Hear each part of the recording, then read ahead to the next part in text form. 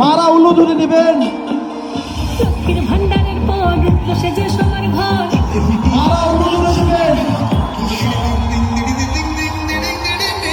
মারা এবার উলুধ্বনি নয়, ওনাকে গুমাখা ঝাড়ু দিয়ে বাইরে হবে।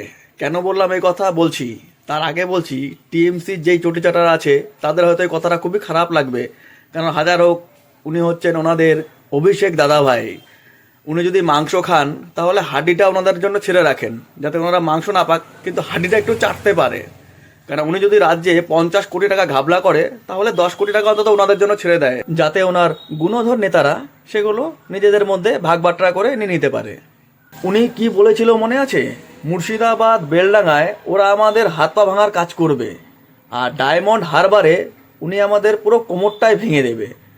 তা তোকে বলছি, তুই পশ্চিমবাংলার সকল সনাতনী হিন্দু মা বোন ভাইদের, দাদা ভাই বাপ কাকা জ্যাঠাদের কোমর হাত পা ভাঙবি, আর সেই মারাই তোর মঞ্চে গিয়ে উলুধ্বনি দেবে? না, তোকে গুমাকা ঝাড়ু দিয়ে মারবে। উনি কি বলেন? টিএমসি পার্টিটা গরিবের পার্টি। হ্যাঁ, টিএমসি পার্টিটা গরিবের পার্টি, কারণ পশ্চিমবাংলার সকল সনাতনী হিন্দু মা বোন ভাইয়েরা ঝড় জল বৃষ্টিতে খেটে এই পার্টিটাকে দাঁড় করিয়েছে, কিন্তু কোনো লাভ হয়নি। যারা গরিব ছিলেন তারা গরিবই আছেন, আর এই চোর ভাইপো তাদেরই রোজভ্যালি নারদা সারদা টাকা চুরি করে নিজের জন্য এক রাজপ্রাসাদ তৈরি করেছে। যেই রাজপ্রাসাদ তৈরি করতে প্রায় 200 কোটি টাকারও বেশি টাকা খরচা হয়েছে।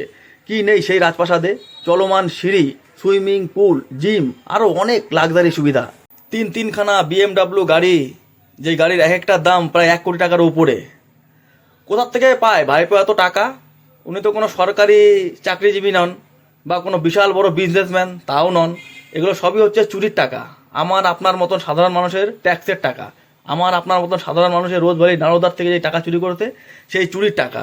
তাই হাত জোর করে বলছি আমার সকল সনাতনী হিন্দু মা বোন ভাইদেরকে, এবার 2026-এ মূল সমেত উপড়ে ফেলতে লাগবে এই টিএমসি সরকারকে, যাতে পশ্চিম বাংলায় এই টিএমসিকে আর কোনোদিনও খুঁজে পাওয়া না যায়। এখনও আমার যে সমস্ত সনাতনী হিন্দু ভাই মা বোন দাদারা টিএমসির হয়ে কাজ করছেন তাদেরকে বলছি, এই টিএমসির পিসিআর ভাইপো কিন্তু কারো না। এই তৃণমূলের পিসিআর ভাইপো যত রকম জালিয়াতি যত রকম দুর্নীতি করেছে, ওর জন্য ওনারা কিন্তু জেল খাটেনি।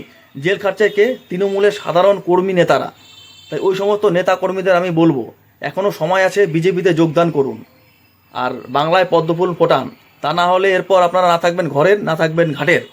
ভিডিওটা যদি ভালো লাগে তাহলে ভিডিওটা বেশি বেশি করে শেয়ার করবেন, যাতে বাংলার প্রতিটা সনাতনী হিন্দু মা বোন ভাইদের কাছে পৌঁছায়। জয় শ্রীরাম।